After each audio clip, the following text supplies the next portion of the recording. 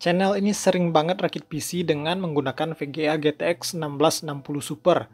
Tapi baru kali ini saya sempat review secara khusus guys. Tapi sebelumnya mari kita simak dulu iklan berikut. Rakit PC gaming udah ganteng begini, Windows-nya bermodal juga dong. Nggak mahal bosku. Kunjungi acdkey.com, link di deskripsi. Dapatkan promo menariknya. Lebih hemat lagi kalau pakai kode diskon dari Aprinaleco. Gunakan kode KO25, Windows 10 Pro AMK bisa Anda dapatkan dengan harga $16 saja. Ada banyak metode pembayaran instan yang bisa dipilih. Setelah pembayaran, kode akan dikirim ke email. Tinggal masuk ke menu Activation, pilih Enter Product Key atau Change Product Key.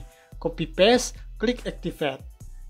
Windows aktif dan Anda bisa menikmati semua fiturnya. Kode diskon KO25 juga berlaku untuk produk lainnya, misalnya Office 2019, hanya $50 saja setelah diskon.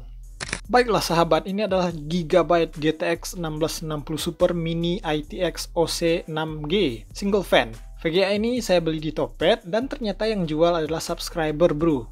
Terima kasih banyak bro Raffi122 karena sudah jual dengan harga yang bersahabat. Ini nggak saya tawar ya guys ya. Memang dipajang dengan harga segitu, dibantu diskon Topet sekitar 8%. Kondisi VGA bisa dibilang like new, cukup bersih, berdebu wajar saja, nggak ada korosi, jamur ataupun lecet. Untuk kelengkapan, full set sebenarnya, minus hanya anti-static back-nya saja. Gigabyte ini garansi lokal dari PT AGS atau lebih familiarnya NJT, sudah habis sejak Maret 2024. VGA ini merupakan bekas pemakaian pribadi, gaming santai, bahkan pastanya belum benar-benar kering saat saya bongkar. Sekarang mari kita cek spek dari Gigabyte Mini ini. Core clock-nya di 1800 MHz yang ternyata lebih tinggi dari versi standar atau reference. Nekat juga sih dengan single fan-nya ya. Memory clock-nya 14 Gbps atau 1750 MHz seharusnya guys. Ini saya nggak tahu typo atau gimana. Bus 192 bit, masih PCIe 3. TDP standarnya 125 watt dan hanya butuh power supply 450 watt 80 plus, bukan abal-abal. Memerlukan 8 pin power. Untuk performa gaming, VGA sejuta umat ini bagus, terutama di resolusi Full HD 1080p. Gaming AAA masih bisa dilibas di settingan medium ke bawah. Untuk game seberat Valorant atau GTA 5 di resolusi 1440p pun ini masih bisa kita tumpah-tumpahkan FPS-nya. Oke, di sini saya punya ROG GTX 1070 Ti, seniornya dari 1660 Super, yang mana secara umum unggul performa 19% dibanding 1660 Super. Jika kita compare GPU-Z, terlihat 1070 Ti persis 2 tahun lebih tua dari 1660 Super yang rilis Oktober 2019. Cepat sekali waktu berlalu bro, GTX 16 series dan RTX seri pertama ternyata sudah berumur 5 tahun lebih. 1070 Ti menggunakan memori GDDR5 1660 Super GDDR6, tapi boost atau bandwidth-nya lebih tinggi 1070 Ti, begitu juga dengan core clock dan memory clock. Di sini saya fokus ke pengujian atau testing gaming saja karena keterbatasan internet, hardware, dan software juga. Pertama, Resident Evil 4 Remake dengan settingan sebagai berikut.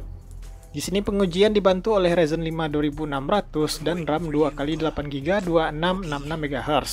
Bukan spek terbaik untuk menguji 1660 Super maupun 1070 Ti. Jika teman-teman menggunakan CPU dan RAM yang lebih baik, katakanlah Ryzen 5 5600, RAM 3200 MHz, FPS yang didapat bisa bertambah 10-20%. Ini sedikit bottleneck ya. Pada Resident Evil 4 Remake terlihat perbedaan FPS yang tipis saja, clock hampir sama, perbedaan berarti pada suhu dan daya. Ya sesuai lah ya dengan spek maupun fisik dari kedua VGA.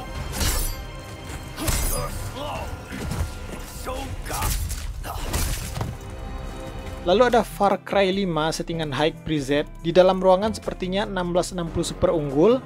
Beranjak keluar ruangan 1070 Ti kembali memimpin 5-10 FPS.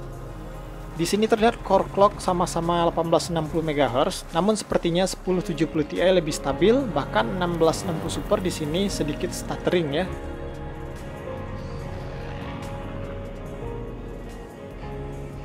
Lanjut Shadow of the Tomb Raider 1080p high preset juga.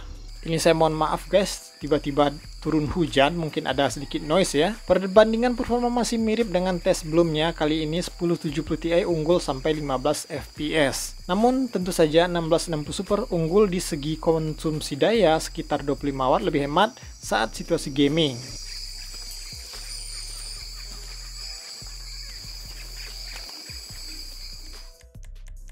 Lanjut ke GTA 5 dengan settingan sebagai berikut. Game ini CPU bound, tapi tetap saja VGA berpengaruh besar. 1070 Ti terpantau juga unggul hingga 15 fps. Di sini suhu tidak bisa kita bandingkan ya, karena heatsink masing-masing jauh berbeda ukuran serta jumlah fan-nya.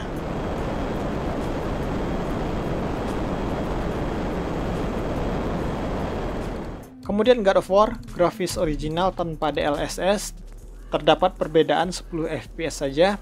GTX 1070 Ti masih unggul.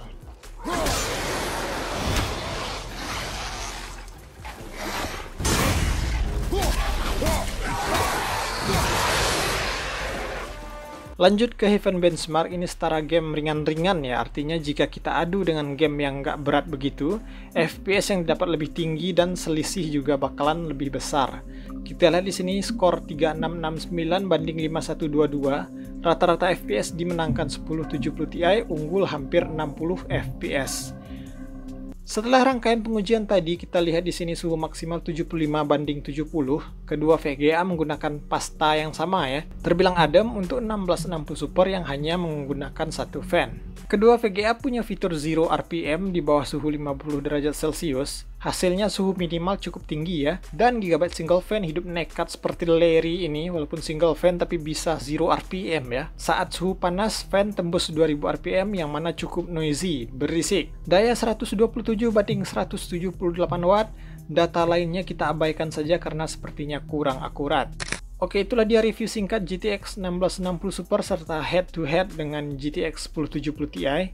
Kesimpulannya, ya tetap saja lebih baik 1660 Super ya guys ya. Alasan pertama tentu saja karena usia lebih muda dan teknologi lebih baru, terutama di spek memori dan ray tracing yang lebih bagus.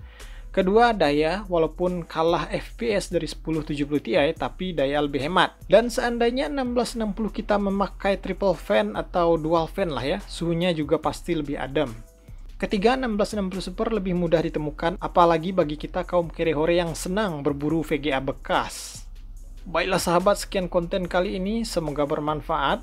1660 Super ini akan saya bawa ke rakitan request subscriber.